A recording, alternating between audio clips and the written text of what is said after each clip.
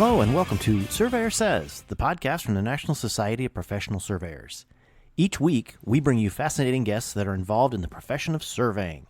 We cover a lot of ground, including Table Lay Talk with Gary Kent, Point of Order with the NSPS Joint Government Affairs Team, Future Focus, highlighting current and future leaders of the profession, and everything survey-related in between. Thanks for joining us here on the podcast, and hope you enjoyed listening to this episode of Surveyor Says.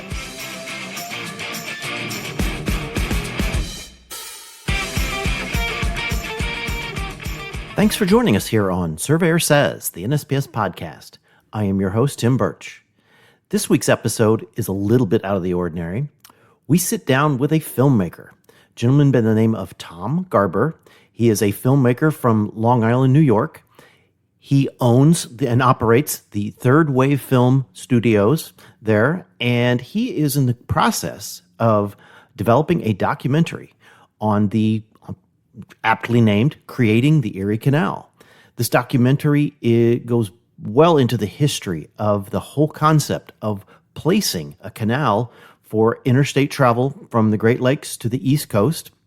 And Tom digs deep into the thought process and the people behind the creation of the Erie Canal. And guess what? It's full of surveyors.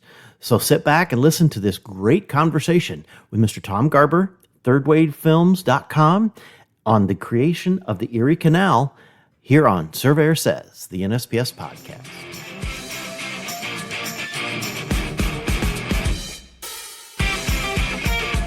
Hello and welcome to another episode of Surveyor Says. This is your host, Tim Burch. And as I was just talking with our guest, I've been looking forward to this conversation. Our affiliate in New York, I think he's now the past president, Roy Garfinkel. Hello, Roy, out there, from our New York affiliate. He got in touch with me about this project, about the creation and the survey that led to the Erie Canal. And it sounded so fascinating. And so reached out. We've got Mr. Tom Garber here today. And so it was one of those things that, and as I was explaining to him, every surveyor has a story. So to have somebody come on and tell us about this story he's capturing, this is, like I said, I'm really fired up to hear this. So welcome, Tom. Why don't you give us a little bit of background about, you're a filmmaker. How does one decide to do that? Tell us your story. Well, Tim, I'm so happy to be here. Thanks for the introduction. This is a great story. We'll get into it in a few minutes, but how does one become a filmmaker? It's never an easy path. You really got to be passionate about it. And I was very lucky to find my passion at a very young age in high school. And the art teacher who taught me how to do photography introduced me to a 16 millimeter camera. And I just started making movies. And I could tell right away this was something that I was going to love to do. Scholastically, I didn't do well at all. But, if you find your passion, you follow it. And so I actually won an award in high school from Kodak Teenage Movie Awards, and nice. then applied at the time to one of the few film schools in the country, Cal Arts, in just outside of Los Angeles. And thankfully, they didn't look at your SAT scores, but looked at the films you made. And it was a very selective process, and I was amazed that I was selected. And it turned out to be a good fit. And I'll never forget my first day of my first class. The instructor said, well, if you really want to learn about filmmaking, you should have taken the money you spent on this school and made a film. But since you're here and since your parents spent the money, I will teach you what I know. And that is really true. So how do you become a filmmaker? It's really by making films. And in today's age, it's much easier. So everyone has an iPhone and the editing software, and you have access to multiple films, and you can pick your genre. You can Pick Oh yeah. what you're interested in and watch those films, watch them over and over again, learn the craft, how they did it, and then try it yourself and look at it. And that's really, if anyone wants to be a filmmaker, that would be my advice, is just start making films. The film school was great and many connections and opened up my mind to a much broader range of things. But you know, that's that's how I would recommend to get started in filmmaking. Well, I guess a question I have, a quick little tangent. Uh, you have any favorite, well, I guess favorite films, period. But are there any favorite films about young filmmakers that you look back and go, yeah, I kind of did some of that stuff, or playing around with your 16 millimeter. I mean, are there any films like there that kind of helps best tell the story of what you went through? I'm not aware of any, to be honest with you. There may be. I'm not aware of any. I had, and this was another good thing about film school. I was exposed to some documentary filmmakers that really inspired me. I knew I wanted to be a documentary filmmaker from very early on. And luckily, my mentor at school was a producer for National Geographic films. And when early Ah, on, when they were yes. doing some really exceptional work. And that I'll never forget. He came in and showed us the film he was working on called This England, and it was the rough cut. And I learned so much from that. And then I was inspired by another documentary filmmaker from Germany, Werner Herzog, and his work is phenomenal.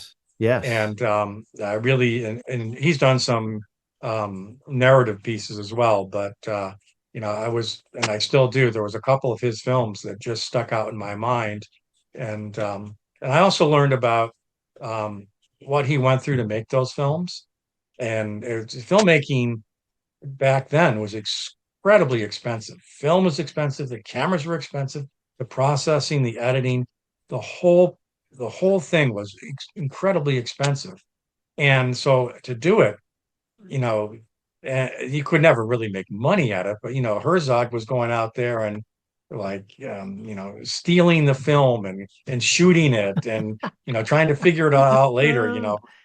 Just try to apologize later on and look at the great movie I made. So that kind of passion inspired me, and I have to say, I see that same passion in the surveyors on the Erie Canal, and that's part of the theme Right. of this film. Right. Is they didn't really know exactly what they were getting into. They were country surveyors, and all of a sudden they were tasked with creating the world's longest canal. Mm. And they had enough confidence in themselves to go ahead and do it. And that's, to me, that's so inspirational. It's sort of like you have to believe in yourself and in your methodologies and go out just because you don't see a clear path to how it's going to get finished. The same thing with making this movie. I'm raising money for it, and I'm like right and left, up and down, flipping all over, trying. I don't see the clear path, but that doesn't mean I don't start it. That doesn't Right. mean Right. I get the ball rolling because I believe in it. I know this can happen, and how it happens, I'll know when it's happened. But Yeah, there you go. until then, Well, before we jump into the actual project itself, and this is, I wanted to kind of relate the filmmaking process and how it's evolved during your time as a filmmaker, similar to what we've went through in the surveying world with the technology and how we've went from from film, from analog to stuff digital. I mean, we've went from measuring tapes to shooting distances with lasers. Now we're laser scanning and GPS and all that stuff. How much, I mean, how much have you been involved with that evolution? I mean, what has it allowed you to do that much more with the evolution of the technology of filmmaking? yeah, the evolution has been absolutely fantastic. It has opened me up to things I never dreamed I could be doing creatively. The digital AI. I've just been working on this project, and I'm doing things that I never dreamed could have happened. At the same time, I'm utilizing some of the oldest technology.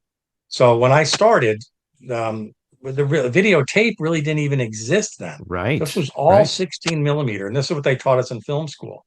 And again, going back to how expensive film was.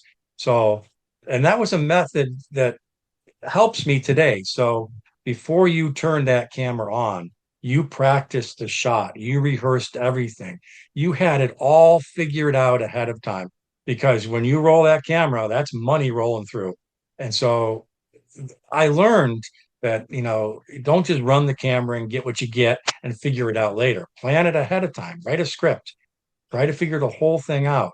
So, we started with a 16 millimeter film. You send it off to get processed. It took a week to look at what you got. There's no immediate looking Right. at it.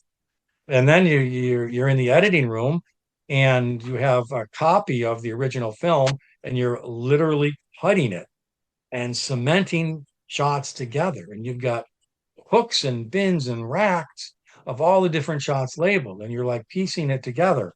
Mm. A very long process. And now we fast forward to today, and now everything is digitized. It's in a file.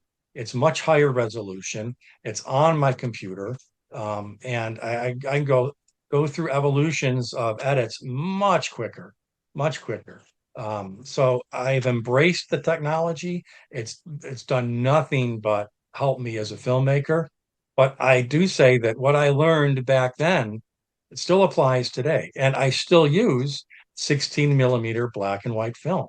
When I'm shooting dramatic Ah, recreations, I want it to look period. I want it to look old. So I still shoot a lot of 16 millimeter film. And it looks very different from the digital video. And it's supposed to look different. That's the whole sure. idea. Sure. So it's technology has been an absolutely fantastic ride for me. It's just been fantastic, and I'm just right on the cutting edge of everything right now. That's great. All right. Well, I guess my first question is going to be is how does a filmmaker from Long Island get involved with a project like the survey of establishing the Erie Canal?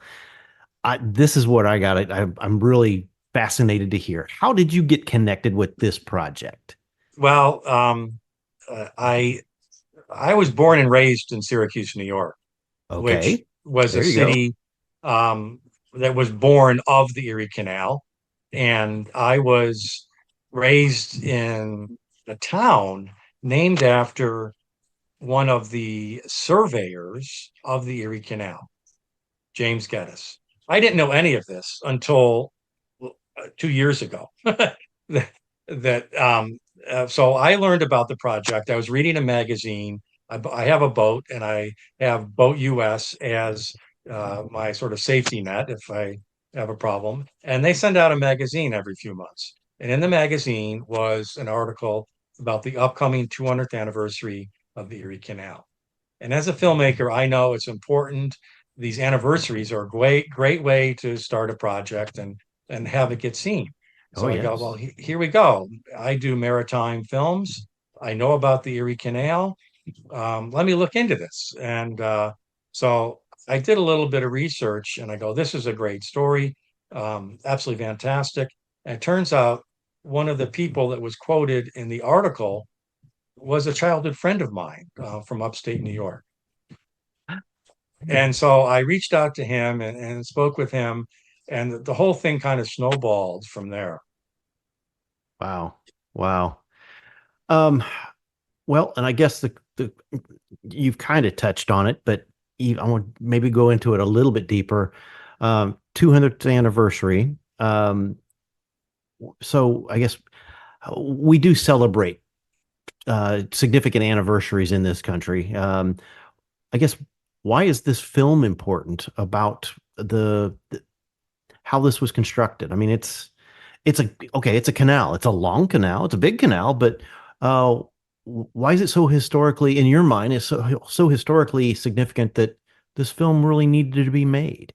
Yeah, exactly. So as I got into the research and I decided that the story I wanted to tell was of the people who actually designed and built it.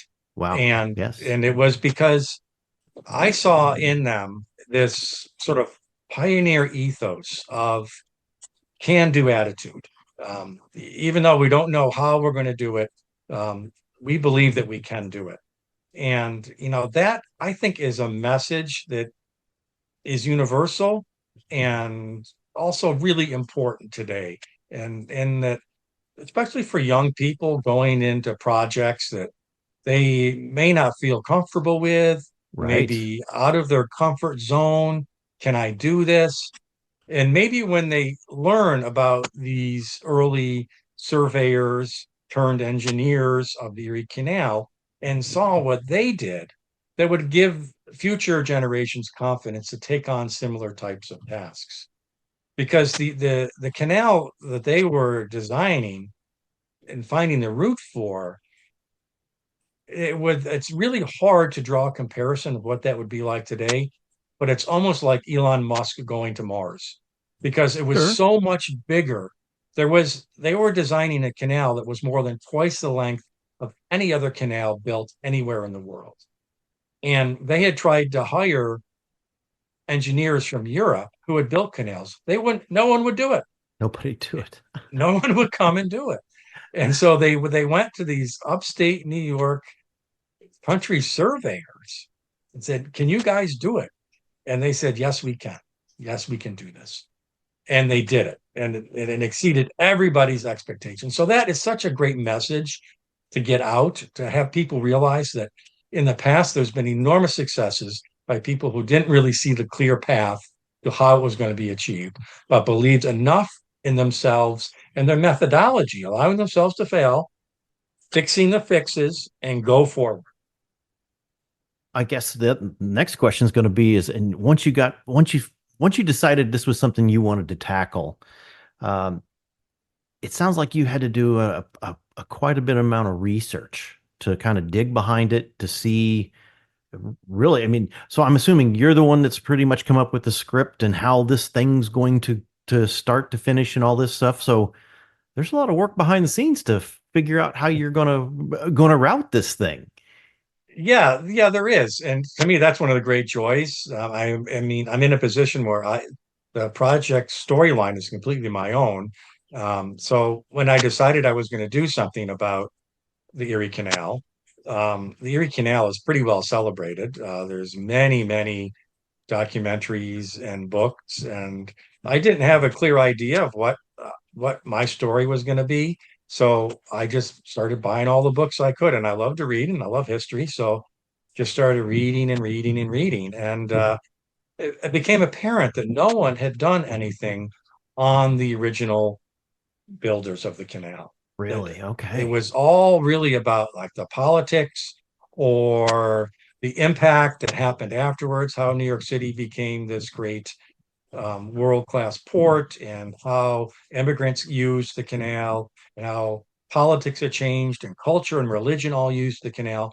But there was nothing on who built this thing and how was it built. Wow. And I go, bingo, that's me.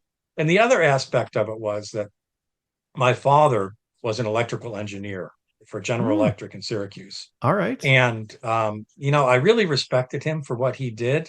And, he, unfortunately, I didn't inherit any of that mathematical ability. and, uh, and I think early on he saw I wasn't going to be the son engineer that maybe he wanted. And he really, um, supported my filmmaking career enormously. Oh, that's And great. so it's in a way it's sort of dedicated to his engineering abilities and all Oh the yeah. engineers, Hmm. and allowing me to do what I'm good at. So I guess just without getting too much detail, how many different places did you have to go digging for information and research to really draw this thing out? I mean, I imagine there was a whole bunch of variety of sources you had to go and knock on doors Yes. and ask Yeah, questions and exactly. So it wasn't too hard. There's the Canal Society of New York, okay. has annual conferences. I went to those. I met a lot of people, and sort of networked from there. There is a big online community. Everyone was very excited to share their information and knowledge with me. So, I kind of built up the Excellent. network of friends very quickly. They've all been very supportive. And they were saying, I'm glad you're doing this. I'm glad you're doing this. Well, good. Well, I guess that'd be my one of my questions was going to be, is there really any kind of little known facts behind all of this? But since you're doing it from the layout and the surveyor's perspective, and like you said, a lot of the history that's been written about it, it's been more about the commerce and the after effects of it. Sounds like, well, without putting words in your mouth, sounds like is the answer would be watch the film. That's what you'd see all of the little Well, known facts. yeah, there was a couple thrilling moments in the filming, and I'm like 80% done with the filming now. So I was able to go to the New York State Archives Mm. and pull out the original maps that James Geddes had drawn from his early surveys on how he thought the canal should go. And this is pretty exciting. It's kind of nerdy, but it's also really exciting Oh, to eh, see. I mean, these were the original maps, and they were oh wow. beautifully drawn. The colorful ink was still preserved, and just to be able to touch those and knowing that the time he spent on it, it was really important. It was thrilling. And then I was at the United Historical Society archives, and they had Geddes's um, notes, his notebook, his actual notebook Oh from the wow. field, which I was like, this thing is amazing. This is what he carried around with him, making his notes. And I was like, oh man, this is really cool. The other little tidbit, and this is totally a different story, is that filming this scene in the wintertime. So Geddes went out by himself in December on a hunch that there was a level spot that the whole canal could be done inland. Mm. And I knew the area I wanted to film it in upstate New York. And I saw there was a big snowstorm coming up. So I go, here we go. I'm going to run up there with my camera. It's about an 8-hour drive from Oh where I yeah. live. So I'll camp out there in a hotel for a couple days. I had a friend who lived in the area, and I had some old survey equipment, and I had the costume and the props. I'm like, I'm all set to go. But I hadn't quite nailed down who was going to be this actor for James Geddes. And so I'm at this bar restaurant in the snowstorm, and this guy walks in, and he starts talking about all the hiking he was doing that day. And I'm looking at him; he's got a full beard. I go, I think this could be the guy because Ding ding ding ding. yeah, he was out there today in the snowstorm hiking around. So, I introduced myself, and it's a little bit of a dance you got to do. It's like, hey, you don't Hmm. know me, but you want to be in my film? Yeah, I'm not completely Uh, crazy. yeah. And I told him the backstory. He got very excited about it. He goes, That's yeah, excellent. definitely. So next morning, he met me at the location, and we got some amazing footage of him stomping through the woods. That is excellent. Well, I guess part of it then, in doing your research, and well, and I guess it's nice you've had with your dad being an electrical engineer, having that engineering background, so you kind of got a feel for the tech side of things through your dad. Um, I guess is this project? Did you have any preconceived notions? Any uh, thoughts of what surveying was really about, and then you got into this project, and what's your thought of surveyors now So, after my having gone only through that? Yes. Oh, it was enormously changed, enormously. I have great respect for surveyors. I really now understand how important they are to our culture, our world. But my prior experience was like, well, I'm selling a piece of property, someone's going to come survey it. And that isn't the whole thing at all, at Right. all. Right. Um, and when I learned that the skills that the Erie Canal surveyors had to find the level. And they had been used to just doing angles and property lines, Hmm. but they had to find the levels, and that had to be incredibly accurate, which gave me this appreciation for the accuracy that surveyors have to have, and how important it is to locate something on the earth. Exactly where is this, and Oh yes. how can we show on a map where this is, or on a survey where this is. This is so important with Yes. property lines, with infrastructure. I mean, it goes on and on and on. So my capacity for respect for the surveyors just grew enormously. And I think it could have been something I could have gone into. I really like the whole aspect of it, but not good at numbers, so maybe not. Nah, that's all right. I think the world's a little better off with with you behind the lens, to be honest with Okay, you. yeah. No, that's good. That is really good. Um, you said you're about 80% shot right now. What kind of timeline are you looking at for putting this production together? Yeah, so we'll be finishing the post-production probably in November and December Okay. and coming up with a January, maybe early February 2025 release date. Okay. So we're post-production is such a big aspect of it, putting the music together, the graphics.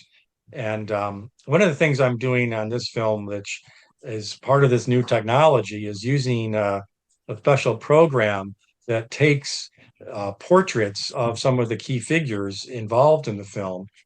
So either being a painting or a sketch and animating them.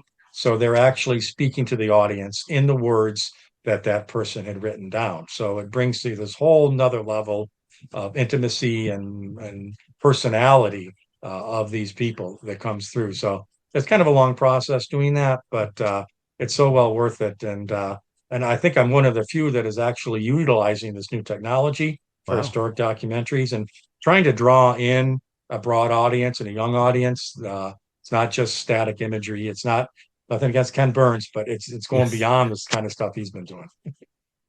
And I think he's done all right for himself. Well, yes, of course, yeah, and much better than I. But Well, no, okay. Um, um, when you're all said and done, where I guess what's the target audience here? Where do you want to take this film? Where do you want to show it besides everywhere? But where do you how do you want to get this out to the masses? well, there's so many venues for this, which is terrific. So as far as broadcast goes, we're going to have a PBS premiere. They haven't booked me yet, but they're well aware of the project. They're very excited about it, and this will be a national release Nice. across the country. And that'll be probably sometime in April or May of 2025. Okay. We're also booking screenings for cities along the canal. People who live along the canal be very interested in it, and theaters. It's also going to be a part of the uh, World Canal Conference in October of 2025 in Buffalo, Okay. New York, Okay. and they're booking it for a part of that as well. We're also putting together virtual screening packages. So any library or organization can download the package and have all the promotional materials and the film itself. I'll also be going on a speaking tour with the film along the Erie Canal and doing Q&A screenings with the film. And as with Yeah. most of my other films, it's going to be on Amazon, Hulu, Tubi, Okay. all the major streaming platforms that'll be available on that as well. Very good. Very good. Well, I guess that, a couple of the last things I want to ask you is 80% along. Um, it it takes resources to put stuff like this together. Um, where where where can somebody reach you to help with the with donations and being able to help make sure that this thing gets done on time and you're able to work with the best possible collection of images. Yeah, this is such a great story and it needs to be told in a way that is deserving of the story. And it's not inexpensive. And I as a filmmaker at my time, I never really get compensated for that justly. And that's not the reason I'm doing it. It's not the reason I'm Correct. doing it. But we get money a little bit here, a little bit there. I wish there was like one giant donor, but that isn't coming through. I mean, and every bit helps, every bit helps. So it's really if people can contact me through my email, tom@thirdwavefilms.com. we can work something out. I've had a crowdsourcing campaign that's just finishing up now.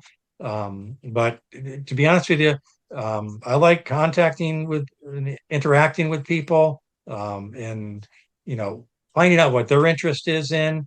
I'm actually, for different levels of donation, I'm allowing people to become a part of the film. So for a $2,000 donation, you can actually be in the film Be as in it. one of the Wow. characters.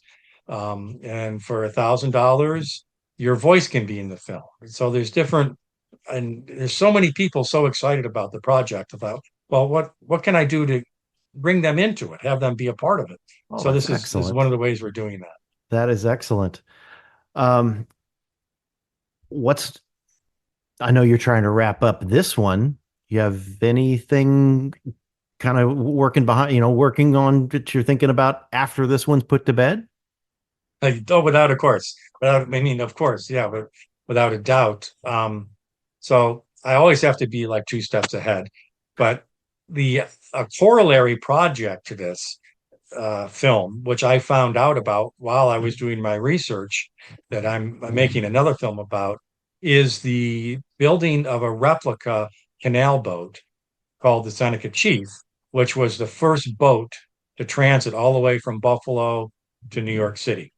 And this boat was just launched um, a month and a half ago, and it was built by 200 volunteers in Buffalo, New York. Hmm. And they spent an enormous amount of time on it. And it's an amazing story that they're going to be taking this boat exactly 200 years later from Buffalo to New York City. To New So York I'm doing City. a film about the volunteers building this boat and that journey. Oh, excellent. Excellent. Well, holy cow. You know what? You've exceeded my expectations on hearing this story because and to know that um it is a passion project. It really is. Now, obviously, it does take resources to do some of these things, but um it's Tom, it's been fun to get to know you, get to talk to you, and just and hear and see the passion, because I think that's one thing about surveyors. You show me a surveyor that's not passionate about what they do, and um, I'll be very, very surprised. And that's why I think the surveying and filmmaking are very, very similar in the passion that you put into what you're trying to do. Yeah, I absolutely love it. And I wouldn't be doing anything else at all. I mean, this is what I do. And I just hope people, I really want them to understand the importance of what these original surveyors did, because I believe, and hopefully they can see a link to the video, that without James Geddes, the original surveyor, that Erie Canal may not have happened. Without the Erie Canal happening, our world would be very different. And so you can really say there was one guy, one surveyor, who went out on a hunch and changed the course of Oh, America. yes, absolutely. Um, we'll put your email address in the show notes. We're gonna put the link to the clip, which is about 10 minutes or so, you say? Yeah, Uh, I can shorten that up. That may be too long for some people, but well, that's fine. I guess what's going to be the running time you're shooting for your final version of so this? it'll be 55 minutes. The final film will be 55. Okay. 55 minutes long. Yeah. Very nice. Very, very nice. Well, Tom, I can't thank you enough for taking time out of your day to tell us about this. We're going to go beat some bushes and see if we can't help you make sure this thing gets across the finish line. And who knows what else? We'll definitely cross paths down the line as well. Thank you, not just for taking time to talk about it, but thank you for dedicating a lot of time putting this together. Because like I said, unfortunately, I think the general public hasn't seen what you see about what surveying is all about. And we jokingly say we're the second oldest profession, and it's people just don't, they just don't know that we're really there and what we do. And I think what you're producing is really going to be a great example of the value that we've tried to bring to the communities. Yeah. Well, thank you. Yeah. I look forward to uh, telling you all about the premiere. All right. Well, tell you what. I'm gonna have to have you back. Then we'll once you get it all done, we'll have to have a follow up. Would love to have you back on. That'd be great. That'd be All right. fantastic. All right. Well, that'll wrap it up for this week. Our edition here of Surveyor Says. Wherever you listen, hit that like button and subscribe, and we'll talk to you soon. Thank you.